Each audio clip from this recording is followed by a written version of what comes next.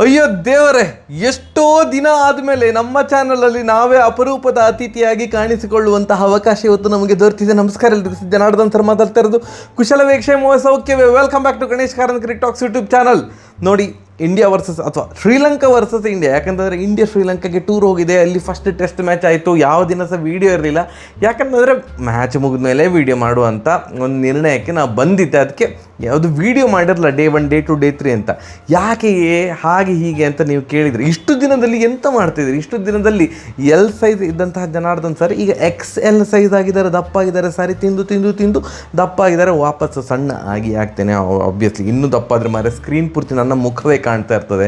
So ಹಾಗೆಲ್ಲ ಆಗೋದು ಬೇಡ ಅಂತ ಇನ್ನೊಂಚೂರು ಸಣ್ಣ ಆಗುವ ಖಂಡಿತವಾಗಿ. ಎಸ್, ಯಾಕೆ ಕ್ರಿಕೆಟ್ ಮೇಲೆ ಅಷ್ಟು ಜಿಗುಪ್ಸೆ ಅಂತಲ್ಲ, ಒಂದು ನಾವು ಕೂಡ ತುಂಬ ಬ್ಯುಸಿ ಇದ್ದೇವೆ. ಆ್ಯಂಡ್ ಇನ್ನೊಂದು, ನಮ್ಮ ಟೀಮ್ ಇಂಡಿಯಾ ನಿಮಗೆ ಗೊತ್ತುಂಟು ಯಾವ ಥರದ ಕ್ರಿಕೆಟನ್ನು ಈಗ ಆಡಲಿಕ್ಕೆ ಸ್ಟಾರ್ಟ್ ಮಾಡಿದ್ದಾರೆ ಅಂತ. ಐರ್ಲ್ಯಾಂಡಲ್ಲಿ ಏನೋ ವೈಟ್ ವಾಶ್ ಮಾಡಿಕೊಂಡದ್ದು, ಇಂಗ್ಲೆಂಡ್ ಅಗೇನ್ಸ್ಟ್ ಸಹ ಹಾಗೆ ಸೀರೀಸ್ ಸೋತದ್ದು 1-4 ಅಂತರದಿಂದ, ಆಲ್ಮೋಸ್ಟ್ ವೈಟ್ ವಾಶ್ ಅಂತಲೇ ಅಂದ್ಕೊಳ್ಳಿ. ಸೊ ಇವರ ಒಂದು ಕೆಟ್ಟ ಕ್ರಿಕೆಟ್ ನೋಡಿ ನಮಗೆ ಒಂಥರ ನಿಧಾನಕ್ಕೆ ವಾಕರಿಕೆ ಬರುವಂತಹ ಒಂದು ಮನಸ್ಥಿತಿ ಅಂತ ವಾಕರಿಕೆ ಬರಲಿಕ್ಕೆ ಶುರುವಾಗಿದೆ ಮಾರ್ರೆ ಇವರದ್ದು ಆಟ ನೋಡಿ. ಅದಕ್ಕೆ ನನಗೆ ಈ ಟೆಸ್ಟ್ ಶುರುವಾದಾಗಲೂ ಕೂಡ ನೋಡಿ, ನಮ್ಮ ಕೊಹ್ಲಿ ಮತ್ತು ರೋಹಿತ್ ಶರ್ಮಾ ಅವರಿಲ್ಲ, ಅವರು ODI ಫಾರ್ಮ್ಯಾಟ್ ಮಾತ್ರ ಆಡ್ತಾ ಇರೋದು. ODI ಮ್ಯಾಚಸ್ ಕೂಡ ಜಾಸ್ತಿ ಆಗ್ತಾ ಇಲ್ಲ ಇಂಡಿಯಾದು. ಸೊ ಆದ್ದರಿಂದ ಸ್ವಲ್ಪ ಇಂಟ್ರೆಸ್ಟ್ ಹೋಗಿದ್ದಂತ ಹೋದು. ಸೊ ಆದ್ದರಿಂದ ನಾನು ಜಿಂಬಾಬ್ವೆ ಸೀರೀಸ್ ನಾನು ನೋಡಲೂ ಇಲ್ಲ ಸರಿಯಾಗಿ, ಅದಕ್ಕೆ ವಿಡಿಯೋ ಕೂಡ ಮಾಡಿರಲಿಲ್ಲ, ನಾನು ತಿಳಿಸಿದ್ದೆ. ಆ್ಯಂಡ್ ಈಗ ಅಂತೂ ವೀಡಿಯೋ ಮಾಡ್ತೀನಿ, ಯಾಕಂದರೆ ಇಂತು ವಿನ್ ಆದರೂ ಮಾರೆ ಟೆಸ್ಟ್ ಮ್ಯಾಚ್.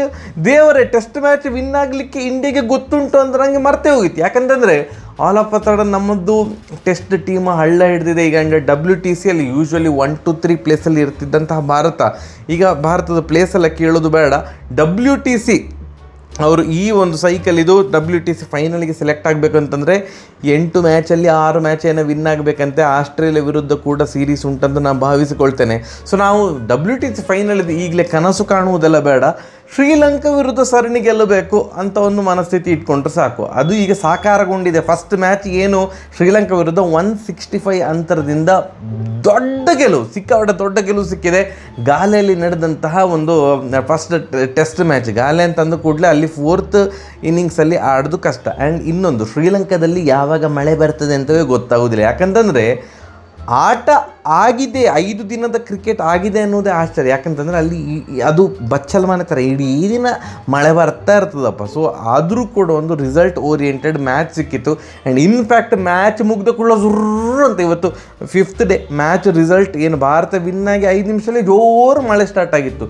ಸೊ ದೇವರೇ, ಲಕ್ ನಮ್ಮ ಕಡೆ ಇತ್ತು ಅಂತ ನಾನು ಭಾವಿಸ್ಕೊಳ್ತೇನೆ. ಆ್ಯಂಡ್ ಹ್ಯೂಜ್ ಕ್ರೆಡಿಟ್ ಗೋಸ್ಟು ನಮ್ಮ ಹುಡುಗ ದೇವದತ್ ಪಡಿಕ್ಕಲ್. ಫಸ್ಟ್ ಇನ್ನಿಂಗ್ಸಲ್ಲಿ ಅವರು ಒಂದು 167 ರನ್ ಹೊಡೆದಂತಹ ಆ ಇನ್ನಿಂಗ್ಸ್ ಫ್ಯಾಂಟಾಸ್ಟಿಕ್. ಯಾಕಂತಂದರೆ ನೋಡಿ, ದೇವದತ್ ಪಡಿಕ್ಕಲ್ ಅವರಿಗೆ ಚಾನ್ಸ್ ಸಿಕ್ಕಿದೆ ಅನ್ನೋದೇ ಒಂದು ಖುಷಿಯ ವಿಚಾರ. ಸಾಯಿ ಸುದರ್ಶನ್ ಅವರು ಇಂಜೂರ್ಡ್ ಆಗಿ ಈ ಸೀರೀಸಿಂದ ಔಟ್ ಆದಮೇಲೆ ಆವಾಗೊಂದು ನಮಗೊಂದು ಆಶಾಭಾವನೆ ಹುಟ್ಟಿತ್ತು, ಏನು ಅಂತಂದರೆ ದೇವದತ್ ಪಡಿಕ್ಕಲ್ ಅವ್ರನ್ನ ಆಡಿಸ್ಬೋದು ಅಂತ. ಅದಕ್ಕೆ ಕರೆಕ್ಟಾಗಿ ಪ್ರಾಕ್ಟೀಸ್ ಮ್ಯಾಚಲ್ಲಿ ಏನು ಈ ಟೆಸ್ಟ್ ಮ್ಯಾಚ್ ಶುರುವಾಗುವ ಮುಂಚಿನ ಪ್ರಾಕ್ಟೀಸ್ ಮ್ಯಾಚಲ್ಲಿ ಕೂಡ ದೇವದತ್ ಪಡಿಕ್ಕಲ್ ಅವರು 100 ಹೊಡೆದಿದ್ರು. ಸೊ ಆವಾಗೆಲ್ಲ ಅಂದ್ಕೊಡೋದು ಚಾನ್ಸ್ ಸಿಗ್ತದೆ ಅಂತ. ಬಟ್ ಅವರು 3 ಟೆಸ್ಟ್ ಮ್ಯಾಚ್ ಏನು ಮಾಡಿದ್ರು, ಅವರ ಆ್ಯಾವ್ರೇಜ್ ಏನು ಚೆಂದ ಇರಲಿಲ್ಲ. 3 ಟೆಸ್ಟ್ ಮ್ಯಾಚಲ್ಲಿ ಒಂದು 50 ಹೊಡೆದಿದ್ರು. ಸೊ ಅವರು ಆ್ಯಸ್ ಅ ಟೆಸ್ಟ್ ಬ್ಯಾಟ್ಸ್ಮನ್ ಅಂಥ ಒಂದು ದೊಡ್ಡ memorable innings, match winning innings ಏನು ಕೂಡ ಬಂದಿರಲಿಲ್ಲ. ಬಟ್ ಫಸ್ಟ್ ಇನ್ನಿಂಗ್ಸಲ್ಲಿ ಆಡಿದಂಥ ಆ ಆಟ ಫ್ಯಾಂಟಾಸ್ಟಿಕ್. ನೋಡಿ, ಜೈಸ್ವಾಲ್ ಮತ್ತು ರಾಹುಲ್ ಅವ್ರದ್ದೊಂದು ಚೆಂದ ಪಾರ್ಟ್ನರ್ಶಿಪ್ ನಡೀತಾ ಇತ್ತು. ಜೈಸ್ವಾಲ್ ಅವರು ಪಾಪ ಅದೊಂದು 2 ರನ್ಔಟ್ ಆದರು. ಅದಾದಮೇಲೆ ರಾಹುಲ್ ಮತ್ತು ಏನು ಪಡಿಕ್ಕಲ್ ಸೇರಿಕೊಂಡು ಆಡಿದಂತಹ ಆಟ ಸೂಪರ್. ರಾಹುಲ್ ಅವರು ಕ್ರ್ಯಾಂಪ್ಸ್ ಆಗ್ತಾ ಇದ್ದರೂ ಕೂಡ ಒಂದು ಚಂದದ ಇನ್ನಿಂಗ್ಸ್ ಆಡಿದರು. ಕೊನೆಗೆ ರಿಟೈರ್ಡ್ ಹಲ್ಟ್ ಆಗಿ ಹೊರಗಡೆ ಹೋಗಿದ್ರು. ಫಸ್ಟ್ ಡೇ ಮುಗಿದಾಗ 288 ರನ್ನಿಗೆ 2 ವಿಕೆಟ್. ದೇವದತ್ ಪಡಿಕ್ಕಲ್ ಅವರು 100 ಆ್ಯಂಡ್ 167 ತನಕ ಅವರು ಇನ್ನಿಂಗ್ಸನ್ನು ಬೆಳೆಸಿದ್ದು ಸೂಪರ್. ರಾಹುಲ್ ಅವರು 100 ಹೊಡೆದಕ್ಕಾಗಲ್ಲ, ನೆಕ್ಸ್ಟ್ ಡೇ ಬಂದರು 82 ರನ್ನಿಗೆ ಔಟ್ ಆದರು. ಅದಾದಮೇಲೆ ಧ್ರುವ್ ಜುರೇಲ್ ಅವರು ಒಂದು 51 ರನ್ ಹೊಡೆದು, ಮತ್ತು ಕೆಲವರು ಹಿಯರ್ ಆ್ಯಂಡ್ ದೇರ್ ಒಂದು ನೋಟೇಬಲ್ ಕಾಂಟ್ರಿಬ್ಯೂಷನ್, ಚಿಕ್ಕ ಕಾಂಟ್ರಿಬ್ಯೂಷನಿಂದಾಗಿ ಭಾರತ 462 ಅಂತಹ ಒಂಥರ ಸ್ವಲ್ಪ ಸ್ಲೋ ಪಿಚ್ ಅಂತ ಹೇಳ್ಬೋದು, 462 ರನ್ ಹೊಡಿತು. ಅದಕ್ಕೆ ಪ್ರತಿಯಾಗಿ ಶ್ರೀಲಂಕಾ ಹೊಡಿಲಿಕ್ಕಾದದ್ದು ಕೇವಲ 284 ರನ್ಗಳು ಮಾತ್ರ.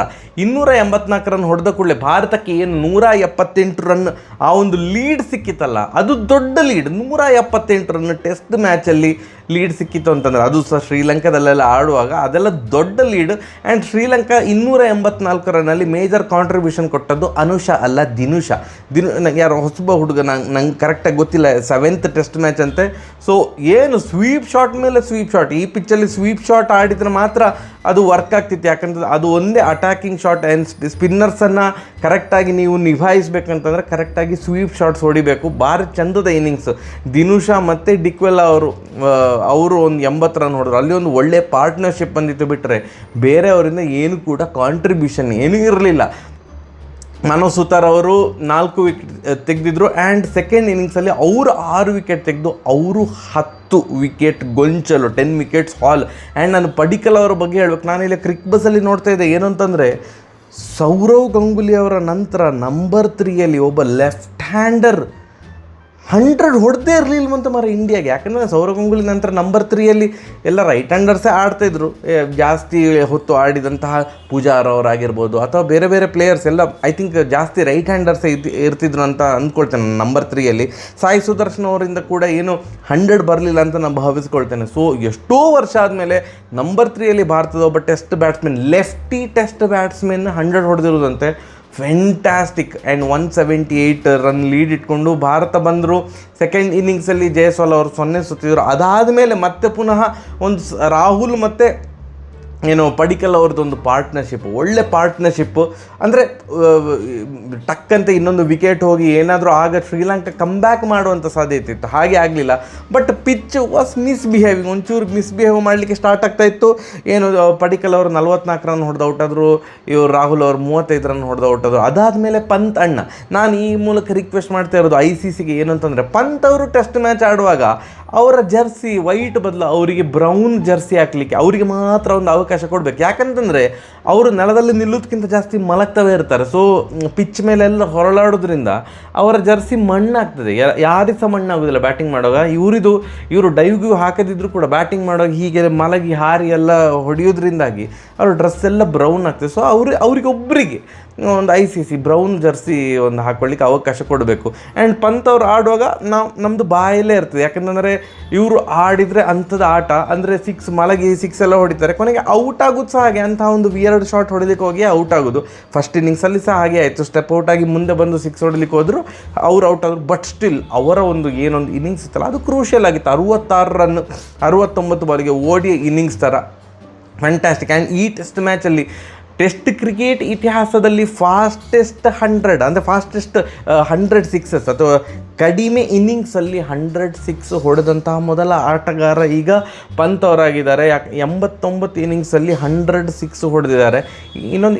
ಇನ್ನೊಂದು 200 ಸಿಕ್ಸ್ ಆ್ಯಡ್ ಮಾಡ್ತಾರಂತೆ. ಯಾಕಂತಂದರೆ ಟೆಸ್ಟ್ ಕ್ರಿಕೆಟಲ್ಲಿ ಇವರು ಒಂಥರ ನಮ್ಮ ತಂಡದ ಅವಿಭಾಜ್ಯ ಅಂಗ ಆಗಿದ್ದಾರೆ ಅಂತ ನಾನು ಭಾವಿಸ್ಕೊಳ್ತೇನೆ.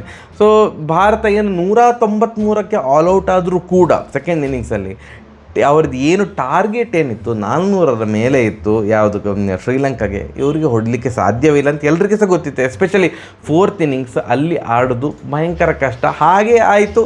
208 ರನ್ನಿಗೆ ಶ್ರೀಲಂಕಾ ಆಲ್ಔಟ್. ಮತ್ತೆ ಪುನಃ ಅನುಷಾ ಅಲ್ಲ ದಿನುಷಾ ಅವರೊಂದು 84 ರನ್. ಫಸ್ಟ್ ಇನ್ನಿಂಗ್ಸಲ್ಲಿ 100 ರನ್, ಸೆಕೆಂಡ್ ಇನ್ನಿಂಗ್ಸಲ್ಲಿ 84 ರನ್ನು. ಎರಡೂ ಇನ್ನಿಂಗ್ಸಲ್ಲಿ ಕನ್ಸಿಸ್ಟೆಂಟಾಗಿ ಆಡಿದರು. ಅವರಿಗೆ ಧನಂಜಯ್ ಡಿಸಿಲ್ವಾ ಅವರ ಕ್ಯಾಪ್ಟನ್ ಅವರು ಒಂದು ಚಿಕ್ಕ ಸಾಥ್ ಕೊಟ್ಟಿದ್ರು. ಅವರೊಂದು 59 ರನ್ ಹೊಡೆದಿದ್ರು. ಬಟ್ ಸ್ಟಿಲ್ ಮಾನವ್ ಸುತಾರ್ ಅವರು 6 ವಿಕೆಟ್ ತೆಗೆದದ್ದು. ಹಾಗೆ ಬೇರೆ ಎಲ್ಲ bowlers tight line and length ಹಾಕಿರೋದ್ರಿಂದಾಗಿ 208ಕ್ಕೆ ಆಲ್ಔಟ್ ಆಗಿ 165 ರನ್ಗಳ ಭರ್ಜರಿ ವಿಜಯ ಭಾರತಕ್ಕೆ ಸಿಕ್ಕಿರೋದು. ಆ್ಯಂಡ್ ರವೀಂದ್ರ ಜಡೇಜಾ ಅವ್ರನ್ನ ಹೊಗಳಲೇಬೇಕು. ಪ್ರೀಮಿಯಂ ಆಲ್ರೌಂಡರ್, ವರ್ಲ್ಡ್ ಟೆಸ್ಟಲ್ಲಿ ಈಗ ನಂಬರ್ 1 ಆಲ್ರೌಂಡರ್. ಅವರು ಈಗ 350 ವಿಕೆಟ್ಸ್ ತೆಗೆದಿದ್ದಾರೆ. 350 test wickets plus 3000 runs 3500 runs ಏನೋ ಆಗಿದೆ ಅಂತ ನಾನು ಭಾವಿಸ್ಕೊಳ್ತೇನೆ. ಸೊ ಅವರು ಇನ್ನೂ ಜಾಸ್ತಿ ವರ್ಷ ಆಡಲಿ, ಅವರೊಂದು ಅಟ್ಲೀಸ್ಟ್ 400 ವಿಕೆಟ್ ಆದರೂ ತೆಗೆಯುವ ಹಾಗೆ ಆಗಲಿ ಅಂತ ನಾನು ಭಾವಿಸ್ತೇನೆ. ಹಾರೈಸೋದು. ಯಾಕಂತಂದರೆ ಅವರು ಬ್ಯಾಟಿಂಗಲ್ಲಿ ಸಹ ಈ ಟೆಸ್ಟ್ ಮ್ಯಾಚಲ್ಲಿ ಅಷ್ಟು ದೊಡ್ಡ ಕಾಂಟ್ರಿಬ್ಯೂಷನ್ ಇರದಿದ್ದರೂ ಕೂಡ ಅವರು ಅಟ್ಲೀಸ್ಟ್ ಬೌಲಿಂಗ್ ಅಥವಾ ಬ್ಯಾಟಿಂಗಲ್ಲಿ ಕಾಂಟ್ರಿಬ್ಯೂಷನ್ ಕೊಡ್ತಾರೆ. ಸೇನಾ ಕಂಟ್ರೀಸಲ್ಲಿ ಎಸ್ ಅವರು more of a batsman, but still ಒಂದು ಪ್ರೀಮಿಯಂ ಆಲ್ರೌಂಡರ್ ಇಂಡಿಯನ್ ಅಥವಾ ಸಬ್ ಕಾಂಟಿನೆಂಟ್ ಕಂಡೀಷನ್ ಅಂತಿದ್ರೆ ಪ್ರೀಮಿಯಂ ಆಲ್ರೌಂಡರ್, ಅದರಲ್ಲಿ ಡೌಟೇ ಇಲ್ಲ. And Manav Sutar what a find. Ashwin ಅವರ ನಂತರ ಆ್ಯಂಡ್ ಈಗ ಏನು ಜಡೇಜಾ ಅವರ ನಂತರ ಎಲ್ಲ ಒಂದು ದೊಡ್ಡ ಒಂದು ನಮಗೊಂದು ಬೌಲರ್ ಬೇಕಲ್ಲ, ಎಸ್ಪೆಷಲಿ ಸಬ್ ಕಾಂಟಿನೆಂಟಲ್ ಕಂಡೀಷನಲ್ಲಿ ಆದರೂ ಒಂದು ಅಂತಹ ಒಂದು ಆಲ್ರೌಂಡರ್, ಬೌಲಿಂಗ್ ಆಲ್ರೌಂಡರ್ ಬೇಕು. ಆ ಪ್ಲೇಸನ್ನು ಮಾನವ್ ಸುತಾರ್ ಅವರು ತುಂಬುತ್ತಾರೆ ಅಂತ ನಾನು ಭಾವಿಸ್ಕೊಂಡಿದ್ದೇನೆ. ಸೆಕೆಂಡ್ ಟೆಸ್ಟ್ ಮ್ಯಾಚ್ ಇದು ಅವರಿದು. ಸೆಕೆಂಡ್ ಟೆಸ್ಟ್ ಮ್ಯಾಚಲ್ಲಿಯೇ 10 ವಿಕೆಟ್ಸ್ ಹಾಲ್ ಪಡೆದಿದ್ದಾರೆ. ಫೆಂಟಾಸ್ಟಿಕ್, ಭಾರಿ ಖುಷಿಯಾಯಿತು. ಅಂತೂ ಇಂತೂ ಹಲವು ದಿನಗಳ ನಂತರ ಒಂದು ಭಾರತದ ಕ್ರಿಕೆಟ್ ಆಟ ನೋಡಿ ಒಂದು ಚಿಕ್ಕ ಸಮಾಧಾನ ಆಯಿತು. ಆ್ಯಂಡ್ ಫೀಲ್ಡಿಂಗ್ ಬಗ್ಗೆ ಮಾತಾಡೋದಿದ್ರೆ ಕ್ಯಾಚಿಂಗ್ ವಾಸ್ ಓವರ್ ಆಲ್ ನೋಡೋದಿದ್ರೆ ಒಳ್ಳೆದಿತ್ತು. ಆ್ಯಂಡ್ ಗಿಲ್ಲೋರು ಹಿಡಿದಂಥ ಒಂದು ಕ್ಯಾಚ್ ಫಸ್ಟ್ ಇನ್ನಿಂಗ್ಸಲ್ಲಿ, ಐ ಥಿಂಕ್ ಕಮಿಂಡು ಮೆಂಡಿಸ್ ಅವರ ಕ್ಯಾಚ್ ಅಂತ ಅಂದ್ಕೊಳ್ತೇನೆ. ಸೂಪರ್ ಆಗಿತ್ತು. One of the beautiful catches. ನೀವು ನೋಡಿರೋದಿದ್ರೆ ಹೈಲೈಟ್ಸಲ್ಲಿ ಎಲ್ಲೇ ಅದನ್ನು ನೋಡಿ, ಸೂಪರ್ ಆಗಿತ್ತು. Over all happy and more happy for ನಮ್ಮ ದೇವದತ್ ಪಡಿಕ್ಕಲ್. ಸೂಪರ್. ಸರಿಯಾಗಿದ್ರೆ ಬರುವ. ನಮಸ್ಕಾರ.